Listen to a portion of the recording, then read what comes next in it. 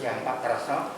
Siang. Kami dari tim UKM Aufi, sebuah media baru yang kami kelola, yang mengkhususkan diri untuk liputan di bidang perkoperasian dan UKM khususnya.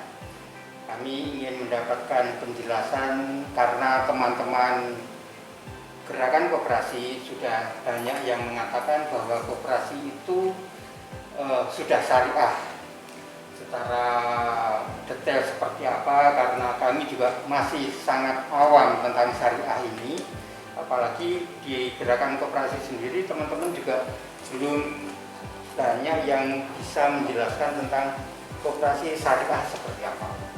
Nah, mungkin KPPD sebagai koperasi pegawai itu mungkin juga sudah menerapkan tentang syariah dalam berkoperasi. Kami juga belum tahu, tapi silahkan Pak Trasno, ini semoga UKM Aufi akan membuka cakrawala baru untuk perbincangan koperasi yang syariah tadi.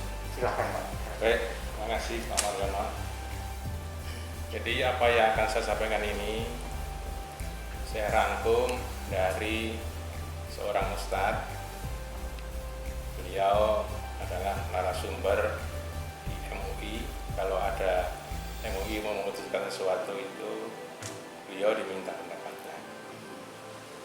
Saya juga bukan ahli agama, saya yang merangkum dari beberapa sumber, termasuk dari ahli keuangan, dari saya searching juga di Google, saya rangkum menjadi satu.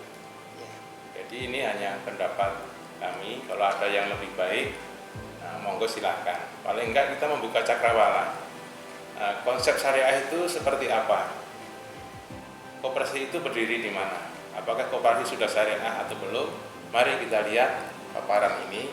Nanti tergantung pendapat masing-masing. Ya, yang pertama mungkin perbedaan secara kelembagaan. Lembaga keuangan konvensional itu pengawasnya dilakukan oleh Dewan Komisaris. Ini dari yang saya baca. Kalau lembaga keuangan syariah itu ada Dewan Komisaris, juga ada Dewan Pengawas Syariah, ada juga Dewan Syariah Nasional.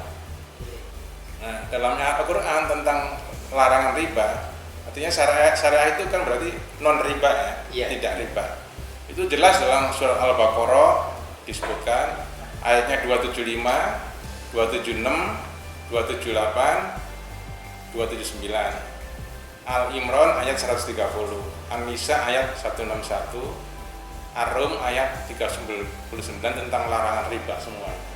Nah, ini contohnya surat Al-Baqarah, ini penjelasannya tentang larangan riba. Surat Al-Baqarah ayat 275. Nah, prinsip-prinsip keuangan syariah itu apa aja? Itu ada 8. Pertama adalah mudharabah. Mudharabah itu merupakan akad yang dilakukan oleh pemilik modal dan pengelola dana. Dalam akad tersebut disebutkan ada pembagian keuntungan sesuai dengan kesepakatan. Ya. Ini berarti ketika ada risiko kerugian juga ditanggung bersama. Jadi intinya bahwa pemilik modal di koperasi itu adalah anggota, termasuk pengurusan juga dari anggota juga. Ya. Jasanya berapa, termasuk kalau di koperasi itu tidak mengenal bunga, adanya jasa ya. Itu ditentukan dalam satu forum. Forum di sini ini bukan person to person, tapi dalam satu forum kumpul untuk menentukan kemana arah ke depan lembaga itu. Itu disepakati di situ. Ya. Nah, kalau lembaga konvensional keuangan konvensional kan mungkin belum seperti itu ya. Dan mungkin satu persatu. Nah, mungkin yang disebut di sini adalah dalam satu forum. Yang kedua, musyarakah. Akad juga ini termasuk akad kerjasama namun dilakukan oleh 2 atau lebih pemilik modal dalam mendirikan usaha. Risiko keuntungan dan kerugian akan ditanggung sesuai dengan kontribusi masing-masing. Jadi keuntungannya yang simpanannya tambah besar, keuntungannya akan makin besar. Begitu juga kalau terjadi kerugian. Ya. Dalam pendirian juga disebutkan nanti keuntungan itu untuk siapa, jasanya berapa, itu nanti disepakati bersama. Yang kemudian juga yang ketiga wadiyah. merupakan titipan modal pada pihak kedua atau pengelola lembaga keuangan syariah, di mana titipan itu nantinya bisa digunakan atas dasar kesepakatan bersama. Lagi-lagi kesepakatan. Titipan modal ini kalau dalam koperasi namanya simpanan wajib. Simpanan wajib anggota. Nah itu untuk apa simpanan wajib anggota itu? Disepakati bersama. Dikembalikan kepada anggota dalam hal pelayanan pinjaman dan lain-lain. Itu disepakati bersama. Itu dalam prinsip koperasi. Artinya bahwa prinsip dalam syariah ini mirip dengan prinsip apa yang ada dalam koperasi. Nomor 4, murabahah. Prinsip yang keempat, murabahah, merupakan akad jual beli antar pihak lembaga keuangan dan juga nasabah. Dengan kesepakatan jual beli tersebut maka akan sah beberapa hal terkait dengan apa yang dijual dan dibeli. Lagi-lagi di sini yang ditekankan adalah kesepakatan. Iya. Ya. Yang kelima, salam, merupakan transaksi jual beli barang. Dalam transaksi ini telah diketahui berapa harga pokoknya, berapa keuntungannya yang ditambahkan. Harga tersebut telah disepakati bersama. Lagi-lagi kesepakatan. Jadi kalau katakan barang A dijual kepada anggota, itu sudah ditentukan, Pak. Iya. Nilai harga pokoknya berapa? Berapa sih kira-kira nilai jualnya? Itu sudah disepakati bersama. Jadi tidak ada yang ngemplang, untungnya lebih gede, nggak ada. Ya. Artinya prinsip ini mirip juga identik dengan koperasi. Yang ketiga, ijarah. Di sini penekannya akad juga. Yang ketujuh ada cards. Ya, ini yang ketujuh. Ya. Merupakan perjanjian pinjam meminjam uang tanpa tujuan untuk mendapatkan keuntungan. Namun ada kontrak sebagai ganti biaya kad. Nah itu kontrak ganti biaya itu namanya jasa. Kalau di koperasi bukan namanya bukan bunga. Iya, jasa. Jasa atau bagi hasil. Bagi hasil itu sudah dituangkan dalam ADART, itu juga disepakati bersama. Yang ke-8 yang terakhir, hawalah. Itu pengalihan hutang kepada orang lain yang wajib menanggung hutang yang dialihkan tersebut.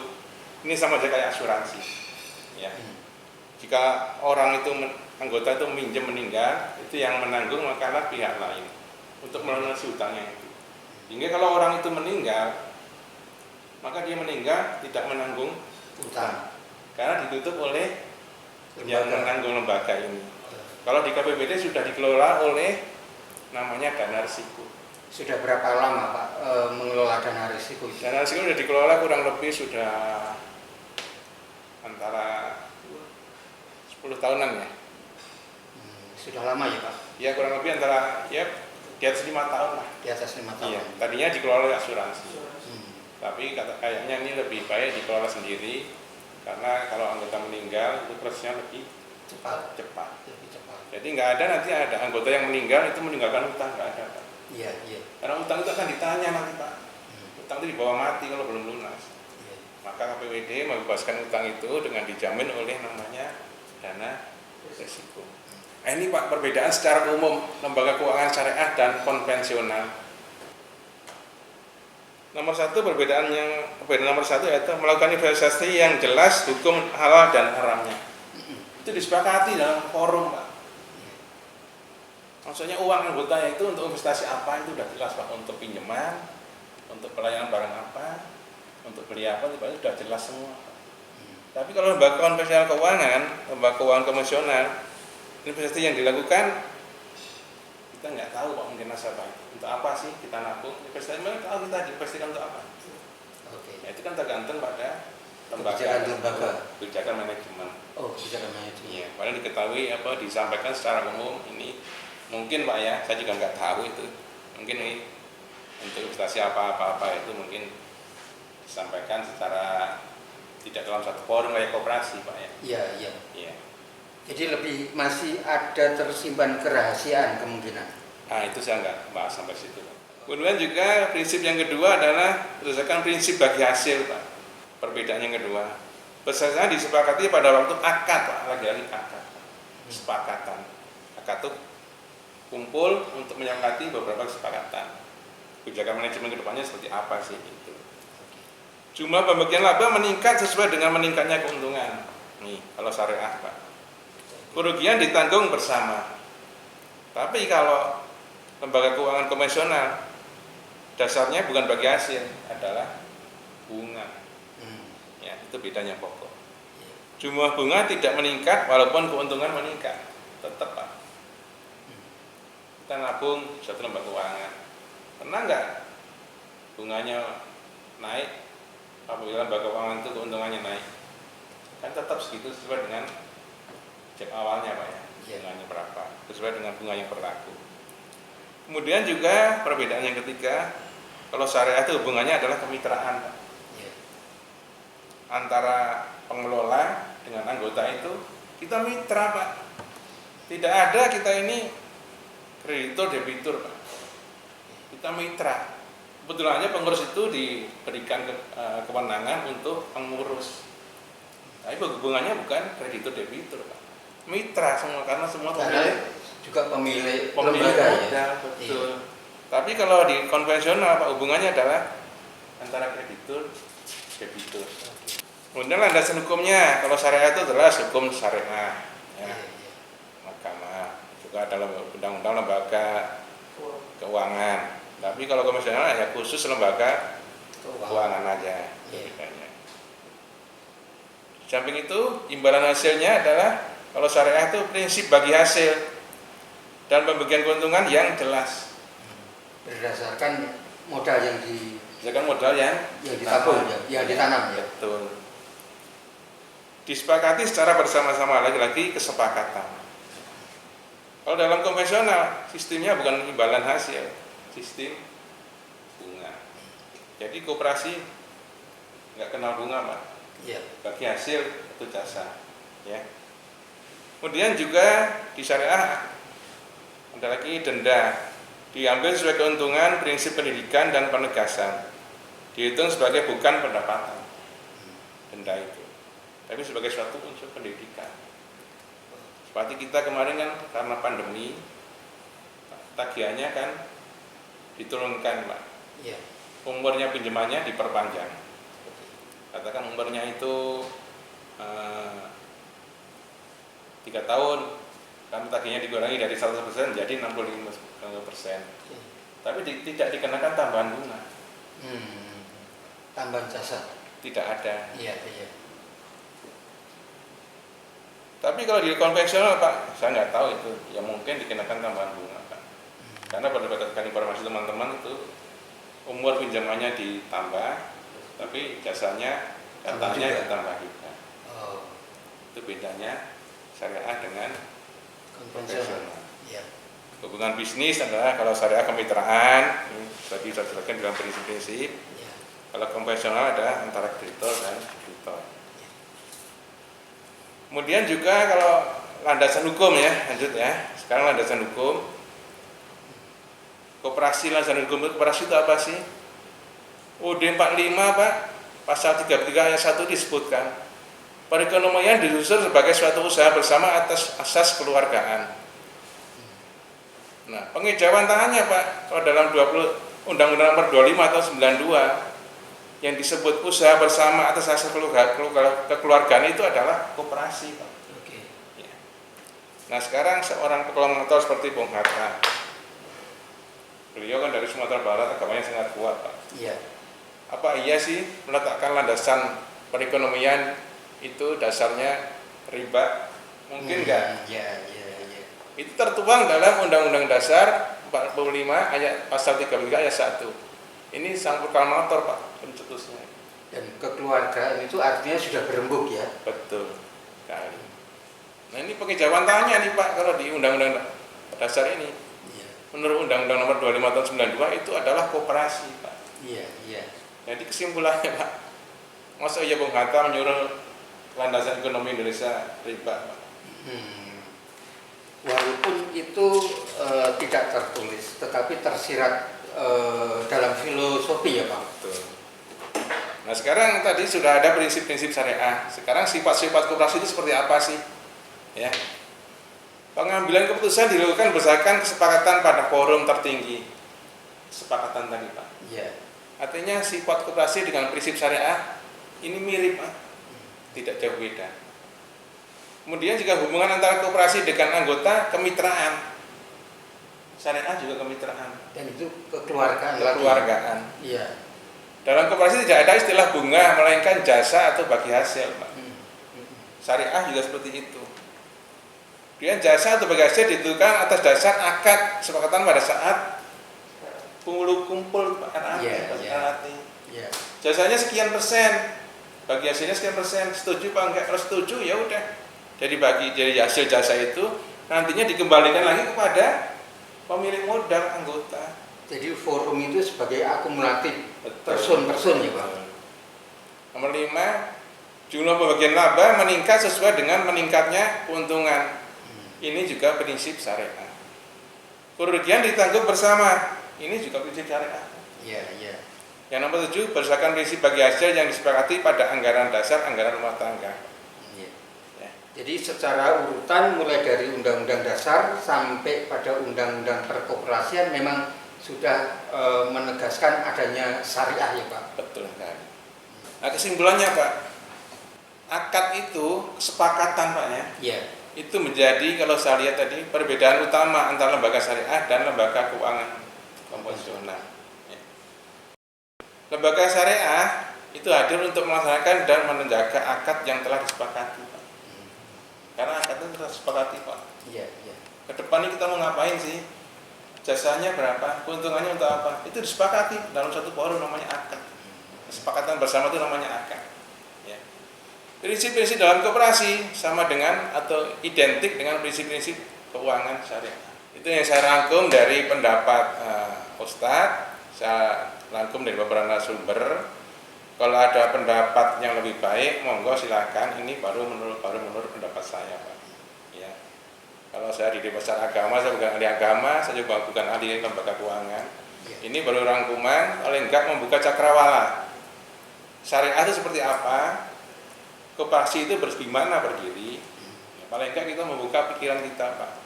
Sekarang koperasi itu riba apa bukan? Ya, monggo kembali kepada anggota, kepada yang menilai.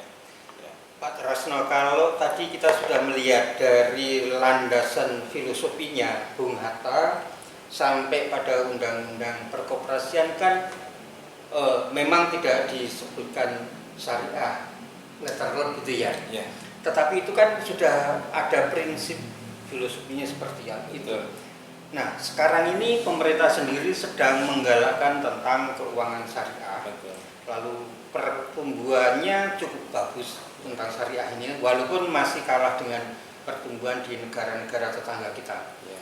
Koperasi sendiri sudah banyak teman-teman yang mengatakan koperasi itu syariah gitu. Ya. Tidak secara kebetulan karena Pak Trasno melakukan pendalaman tentang syariah ini untuk di KPPD setidaknya. Bapak sudah mencoba menyampaikan syariah, sistem syariah ini kepada teman-teman yang ada di KPPD belum Pak? Begini Pak, awal mula saya membuat suatu kajian ini Pak. Saya ditugasi sama waktu itu dipanggil oleh Bu Asisten Ekonomi Bu Sri. Pokoknya beliau menghendaki ada dua pelayanan, yang satu konvensional, satu syariah. Terserah anggota memilih yang mana. Nah, atas dasar itu saya mencoba menggali dari beberapa narasumber. Ternyata kesimpulannya seperti itu. Jadi kalau dibuat koperasi syariah, kalau saya bilang ya agak lucu itu. Koperasi itu sudah syariah, mau syariah seperti apa lagi gitu loh. Oh iya. Walaupun namanya bukan syariah, tapi pelaksanaannya sudah syariah. Iya. Nah, saya belum pernah menyampaikan ke anggota. Insya Allah nanti akan saya sampaikan pada saat pendidikan anggota. Iya. Karena itu forum yang paling tepat. Nah, terserah nanti kembali kepada masing-masing anggota, karena anggota punya keyakinan masing-masing. Iya. Jadi ini pendapat ini baru untuk konsumsi KPPD pribadi ya, bukan untuk belum untuk umum ya, untuk ya. gerakan ini ya, baru belum pendapat untuk saya. gerakan ya Pak. Ya, tapi kalau pendapat saya mau dipakai ya monggo silakan. Ya. Tapi ini menarik menjadi wacana karena pemerintah sendiri kan sekarang ini sedang gencar-gencarnya mengembangkan apa namanya sistem syariah, Pak. Betul. Bahkan di kajiannya di Bappenas pun kan sudah sangat nyata. Oh, program tahun sampai tahun sekian diharapkan akan mencapai sekian persen pertumbuhan syariahnya. Gitu. Yeah. Nah, kalau misalnya nanti di KPPD, Pak, sudah dilakukan sosialisasi gitu, harapan Pak Trasno seperti apa, Pak? Gini, memang sudah ada beberapa anggota yang nanya ke saya, kenapa KPPD tidak membuka koperasi berbasis syariah? Ya, penjelasan saya seperti itu. Apalagi itu yang untuk disyariahkan, karena KPPD sudah sangat menganut prinsip-prinsip syariah. Ya, berdasarkan apa yang saya sampaikan tadi. Saya juga sudah berkonsultasi dengan seorang ustadz. Beliau bahkan sampai menjamin, saya jamin dunia akhirat koperasi tidak riba. Yang kedua, saya juga belum mendapatkan nih, kata beliau nih, MUI pada tahun 90 berapa pernah mengeluarkan fatwa. Kalau nggak salah bunyinya begini, bahwa koperasi adalah lembaga keuangan yang paling syariah. Cuma sampai sekarang saya belum dapat itunya. Oh iya. Belum dapat fatwanya itu. Saya nyari belum dapat. Iya. Insya Allah nanti saya pelan-pelan mungkin perlu akan dicari, Pak. Selengkapi itu. Iya. Iya. Nah, menurut bayangan Pak Trasno, ketika teman-teman sudah mendapatkan sosialisasi ini, kira-kira akan berdampak positif seberapa besar kepercayaan teman-teman terhadap koperasi, terhadap lembaga KPPD, Pak? Kira-kira? Ya, saya berharap karena ya, koperasi itu saya kira, saya berkali-kali menjelaskan pada saat RAT bahwa konsep kita ini sudah bersyariah dan menyimpan di koperasi nggak usah khawatir. Kita jelaskan dari analisa keuangannya, solvabilitasnya, current rasionya, reliabilitasnya, kita paparkan semua. Silakan nilai sendiri. Solvabilitas kita tinggi di atas 350%. Itu kan strukturnya sangat pas sekali. Iya. Karena apa? Kunci koperasi itu ya intinya pengurusnya harus amanah gitu. Kalau nggak amanah ya nggak usah kerja di koperasi. Karena koperasi itu pelaksanaannya sangat syariah. Iya. Bagaimana kalau pengurusnya nggak amanah? Atau mungkin begini, Pak Trasno, karena ini belum menjadi program resmi lembaga, belum menjadi program resmi KPPD untuk disosialisasikan kepada anggota, sehingga anggota belum belum ada greget barangkali, ya Pak ya? Ya, kami sudah beberapa kali sosialisasi, tapi ini belum pernah singgung. Singgung. Dan kami akan singgung pertama kali nanti kita kan tiap tahun mengadakan pendidikan anggota. Iya. Kita akan singgung di situ. Apa sih konsep syariah seperti apa? Koperasi berdiri di mana? Saya yakin ya kembali pada masing-masing anggota, nanti masing-masing punya keyakinan. Tapi kami akan sampaikan ini loh, koperasi itu berdiri di sini. Konsep syariah itu ini. Sehingga anggota nanti punya cakrawala, punya pengetahuan sendiri. Ya. Selanjutnya juga nanti terserah masing-masing anggota untuk menilainya. Kan kalau kita bisa memastikan bahwa KPPD anggotanya terbesar adalah teman-teman yang muslim ya Pak. Iya. Kira-kira nih Pak, ini kan karena belum juga disosialisasikan ya. Greget awal menurut Bapak kira-kira berapa persen yang akan mengatakan ini setuju segera disosialisasikan ke lebih banyak anggota gitu Pak. Kira-kira seperti apa Pak tanggapan itu gitu. Karena saya lihat itu Pak, beberapa anggota itu sudah pindah ke rekeningnya itu, beberapa kan ada lembaga keuangan konvensional. Sekarang beberapa sudah pindah ke lembaga keuangan syariah. Artinya bahwa mereka juga sangat membutuhkan, sangat interest lembaga keuangan yang berbasis syariah. Saya yakin nanti kalau sudah jelaskan, sudah paham bahwa koperasi itu sudah syariah, saya yakin ini nggak ada masalah. Dan mungkin juga teman-teman tidak akan berbondong-bondong ke rekening syariah barangkali ya.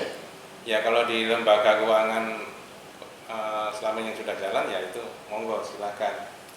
Tapi rata-rata sekarang anggota itu punya rekening dua, Pak. Satu berbasis syariah, satu berbasis konvensional. Cuma saya tanya, Bapak, Ibu sudah masuk ke rekening lembaga keuangan syariah, pernah nggak diajak dipanggil untuk kumpul untuk membicarakan masa depan itu lembaga itu? Ya kalau belum, ya namanya itu belum sepenuhnya kalau menurut saya.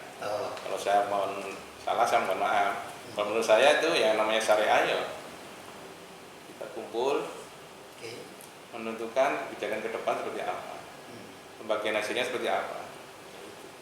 Kalau belum diajak seperti itu ya menurut saya, kalau saya salah mohon maaf, itu belum sepenuhnya syariah. Baik Pak Tresno, Bapak bisa menyampaikan lewat UKM Aufi tentang harapan Bapak ketika sudah dijelaskan bahwa koperasi sudah syariah, Pak. Silakan. Jadi para anggota KPPD, apa yang kami jelaskan tadi, saya berharap bahwa anggota KPPD DKI pada khususnya tidak ragu lagi untuk berkoperasi. Koperasi yang ada pada lingkungan gawe di Pemprov DKI adalah KPPD yang sudah eksis. Saya harap tidak ragu lagi untuk berkoperasi karena koperasi sudah sangat syariah dalam pelaksanaannya. Walaupun namanya tidak berbasis syariah, tapi dalam pelaksanaannya sudah sangat syariah menurut prinsip-prinsip syariah. Saya kira begitu yang bisa saya sampaikan. Mudah-mudahan menjadi perhatian ke depan.